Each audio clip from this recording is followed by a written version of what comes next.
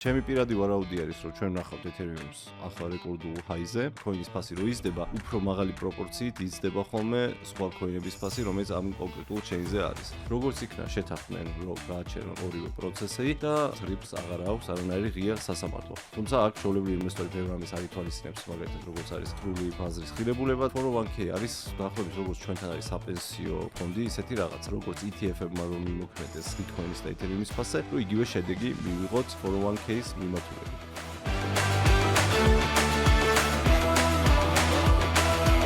გამარჯობა, მე ვარ გიორგი ბიტნეტიდან და ეს არის კრიპტო ნიუსები.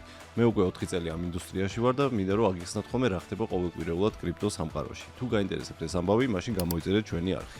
დღეს განვიხილავთ 3 თემას. რა ხდება ეთერიუმის ირგვლივ, ვნახავთ თუ არა ახალ რეკორდულ ჰაის ეთერიუმზე, რა ხდება რიფლის სასამართლოზე, რომელიც ამერიკაში მიმდინარეობს და რა გადაწყვიტა ტრამპმა. პირველი თემა. ეთერიუმი აგრძელებს ზევიცვლას, როგორც იცით, წინა კვირაშიც უკვე ავიდა 3500-3600 ფარგლებში და ეხლა უკვე გადასცა $3,900 ერთი ეთერიუმის ფასი. რამ გამოიწვია ეს ყველაფერი, ამაზე წინა კვირაში ვილაპარაკეთ. ეს არის ძირითადად კომპანიები, რომლებიც უკვე სტრატეგიულ რეზერვს ქმნიან ეთერიუმისას და ETF-შიც ფული შედის დიდი რაოდენობით, რაღაცა $100 მილიონის ფარგლებში ყოველდღიურად. ეთერიუმის რეკორდული ჰაი არის $4,891, რომელიც ზუსტად 4 წლის წინ ნოემბერში იყო. მთავარი კითხვა, ვისაც აქვს, ყველას აქვს, არის შეძლებს თუ არა ეთერიუმი რომ გაიმეოროს ეს ყველაფერი და ახალ რეკორდზე ავა თუ არა. ეს რამოდენიმე რამეზე დამოკიდებული, თვითონ ვიტალიკის, ვინც არის ეთერიუმის შექმნელი, იმან თქვა, რომ მიესალმება, რომ კომპანიები აკეთებენ რეზერვის და ქმნიან რეზერვებს და ეთერიუმს ინახავენ, თუმცა რა თქმა უნდა პატარა რისკს ხედავს, რომ შეიძლება ბევრ კომპანიამ ეს უკვე სესხით იყიდოს და როცა ფასის და რაღაცა გიჟური ტემპით წავაზევით, მაშინ შესაძლებელია რომ რაღაცა პრობლემური შედეგიც ვიხილოთ. თუმცა ჩემი აზრით მაგიდან ჯერ ძალიან შორს ვართ, იმიტომ რომ სულ რაღაცა 3-4 კომპანია არის სოფლიოს მასშტაბით, ვინც ეთერიუმს როგორც რეზერვს იყენებს და შესაბამისად ბევრი დრო არის კიდე რო გაგრძელდეს. ჩემი პირადი ვარაუდი არის, რომ ჩვენ ვნახავთ ეთერიუმს ახლა რეკორდულ ჰაიზე, თუმცა სადამდე გავა, ეგ არ ვიცი, ჩემი პირადი სურვილი არის, რომ დაახლოებით $6,500-7,000 ფარგლებზე ავიდეს მაინც. რას გამოიწვევს ეთერიუმის რეკორდული ჰაი? პირველ რიგში, რა თქმა უნდა, ეთერიუმის ეკოსისტემაში იქნება ძალიან დიდი ჰაიპი და ბევრი ქოინი, რომელიც არსებობს და კონკრეტულ საქმესაც აკეთებს და არა მარტო, ანუ მიმებიც და როგორც კონკრეტული DeFi-ის ქოინები, იმათი ფასებიც გაიზრდება. როგორც წესი, როცა ვნახულობთ, რომ თვითონ blockchain-ის ქოინის ფასი რო იზრდება, უფრო მაღალი პროპორციით იზრდება ხოლმე სხვა ქოინების ფასი, რომელიც ამ კონკრეტულ chain-ზე არის. და რატო? იმიტომ რომ იმათი market cap-ი, ანუ მთლიანი ღირებულება უფრო დაბალია, შესაბამისად უფრო მარტივია, რომ მათი ფასი კიდევ უფრო დიდად გაიზარდოს და ბევრი ადამიანი უკვე ამ სისტემაში შედის. ეს ყველაფერი ჩვენ Solana-ზე ვნახეთ რამოდენიმე თვის წინ და დიდი ალბათობით იგივეს გავიმეორებთ ახლა ეთერიუმის ფარგლებში. საინტერესო არის ამ შემთხვევაში ორი გრაფი. ერთი არის ბიტკოინის და ეთერიუმის შედარება, სადაც ჩვენ ვნახულობთ, რომ ეთერიუმი ბიტკოინთან შედარებით სულ მცირდებოდა და ეხლა უკვე პატარა ზევიცვლა დაიწყო და ეს ნიშნავს ხოლმე პატარა ალ-სეზონის დაწყებას ეთერიუმის ფარგლებში და ასევე ეთერიუმის და Solana-ს გრაფი. ამ შემთხვევაშიც თუ აქამდე Solana ეთერიუმთან შედარებით იზრდებოდა ფასში, ეხლა უკვე ვნახულობთ პირიქით მიმართულებას და ეთერიუმი ალბათ წლის ბოლომდე მაინც უკეთეს შედეგს დადებს ვიდრე Solana. იმიტომ რომ უბრალოდ უფრო მეტი საინტერესო თემა არის ეთერიუმის ირგვლივ და Solana-ზე არაფერი საინტერესო ახალი არ ხდება. იმიტომ რომ თავარი თემა რაც იყო Solana-ზე წელს იყო meme-ქოინები, ტრამპის meme-ქოინის რომელიც გაიშვა Solana-ზე და Solana $250-ზე ავიდა, მაგის მერე არაფერი საინტერესო არ მოხდა და არც ვიცით მოხდება თუ არა.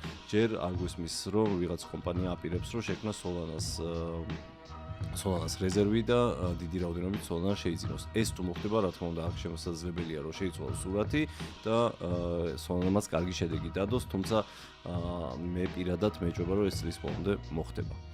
მეორე თემა არის რიფლის თემა. რიფლი საკმაოდ პოპულარული ქოინი არის საქართველოში, რა თქმა უნდა, ბიტნესზეც ხელმისაწვდომი არის და რიფლს ჰქონდა რამოდენიმე სასამართლო, რომელიც თვითონაც ჰქონდა შეტანილი ამერიკის სახელმწიფოს წინააღმდეგ და ამერიკის სახელმწიფო ამ შემთხვევაში SEC, ანუ ვინც აკონტროლებს ფინანსურ ბაზარს ამერიკაში, იმათაც ჰქონდათ რიფლის შესახებ და პირიქით, მოკლედ სასამართლოები შეტანილი. როგორც იქნა შეთანხმდნენ, რომ გააჩერონ ეს ორივე პროცესი და რეალურად RIPL-ს აღარ აქვს არანაირი ღია სასამართლო. RIPL-ი ძალიან საინტერესო кейსი არის, იმიტომ რომ სხვა კრიპტოებთან შედარებით აქტივობით არ გამოირჩევა, თუმცა ძალიან ძლიერი არის თავის ლობით, ესე რომ ვთქვათ, და კაი ურთიერთობები აქვს როგორც ამერიკის პრეზიდენტთან, ზოგადად ინდუსტრიაშიც და ინდუსტრიის გარეთაც. კონკრეტული პროდუქტები RIPL-ზე რაზმის ხომ ლაპარაკი არის აქაც რომ stable coin-ების payment-ები მოხდეს RIPL-ის blockchain-ზე, თუმცა ჯერჯერობით კონკრეტული რეალური кейსი არ გვაქვს. თუმცა ეს ხელს არ უშლის იმას, რომ RIPL-ის ფასი ზევით მიდიოდეს და საკმაოდ პოპულარული არის ჩვეულებრივ ინვესტორებისთვის. რატო არის პოპულარული? იმიტომ რომ იაფია. მაგალითად, როცა ღირს ბიტკოინი 116000 და ეთერიუმი $3900, ხო? ბევრს გონია, რომ რამდენზე უნდა ავიდეს კიდე. როცა ღირს $3, უფრო მარტივად წარმოსადგენი არის, რომ ავიდეს თუნდაც $10-ზე, 20-ზე, 30-ზე და შესაძლოა 100-ს და ესე რომ ვთქვათ, იგივე გზაზე დადგეს როგორც ბიტკოინი. თუმცა აქ ჩვეულებრივი ინვესტორი ბევრ ამის არ ითვალისწინებს, მაგალითად, როგორც არის სრული ბაზრის ღირებულება და ასე შემდეგ, მაგრამ ეს არის ყველა ინვესტორი ვერ იქნება ჭკვიანი. შესაბამისად, RIPL-ი პოპულარული ჩვეულებრივ ინვესტორში და მაღალი შანსი, რომ RIPL-ის ფასიც მომავალ თვეებში კიდევ უფრო გაიზარდოს. და ეხლა რაც შეეხება ტრამპს. ტრამპმა კიდე ერთი საინტერესო გადაწყვეტილება მიიღო კრიპტოსთან დაკავშირებით. ბევრ სხვა საკითხზე ამას ვერ ვიტყვით, მათ შორის რაღაცა უკრაინის ამბების ირგვლივ, მაგრამ ეს იქით იყოს. კრიპტო სამყაროსთვის კიდე ერთი საინტერესო გადაწყვეტილება ტრამპმა მიიღო არის ის, რომ დღეიდან შესაძლებელია, რომ ეგრეთ წოდებულ 401k-ში ამერიკელმა ჩვეულებრივ ადამიანმა მოახდინოს ინვესტიცია კრიპტოში. რას ნიშნავს ეგ? 401k არის დაახლოებით როგორც ჩვენთან არის საპენსიო ფონდი, ისეთი რაღაცა. ამერიკელი რომელიც მუშაობს რაღაც კომპანიაში, შეუძლია თქვას, რომ რაღაცა ნაწილი ჩემი ხელფასის წავიდეს ამ ფონდში და ამ ფონდში საკმაოდ რთული წესები არის, რა შეიძლება რომ იყოს შიგნით შესული. ეს აკეთებს რა თქმა უნდა იმისთვის, რომ რაღაცა 30 წელი, 40 წელი მუშაობის მერე რაღაცა მეტი თანხა კონდეს, ვიდრე დღეს აქვს და ინვესტირებას აკეთებს. ესე რომ ვთქვათ, პასიურად და თვითონ არ არის ჩართული. დღეიდან უკვე შესაძლებელია, რომ 401k-ში უკვე კრიპტო პროდუქტებიც იყოს ჩაშენებული.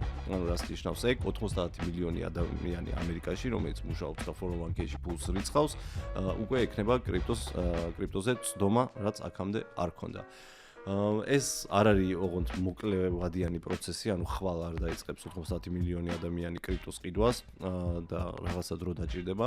თუმცა 401k-ში შედის დაახლოებით 50 მილიარდის ფარგლებში ყოველკვირეულად, სწორი თუ არის ეს ჩემი ინფორმაცია და საკმაოდ დიდ თანხაზე გვაქვს, რა თქმა უნდა, საუბარი. გარკვეული დრო ჭირდება თვითონ იმ ფონდებმაც, რომ მიიღონ გადაწყვეტილება და ნახონ ისეთი პროდუქტები, რომელიც რეალურად იმ კაცს მოთხოვნებს, რომელიც არის 401k-ში ასრულებენ, თუმცა გრძელვადიან პერსპექტივაში მოსვლოდნელი არის, როგორც ETF-ებმა რომ იმოქმედეს ბიტკოინის და ეთერიუმის ფასზე, რომ იგივე შედეგი მივიღოთ 401k-ის მიმართულებით.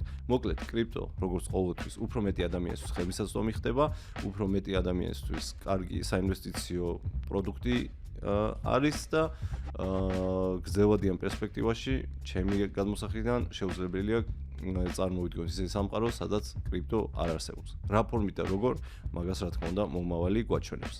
ეს იყო სულ ამ კვირაში. დიდი მადლობა რომ უყურებთ ჩვენ გადაცემას. თუ რამე კითხვები გაქვთ, გთხოვთ დაგწეროთ კომენტარი, თუ ვიდეო მოგეწონათ დაგვილაიქეთ და გამოიწერეთ ჩვენი არხი. დროებით.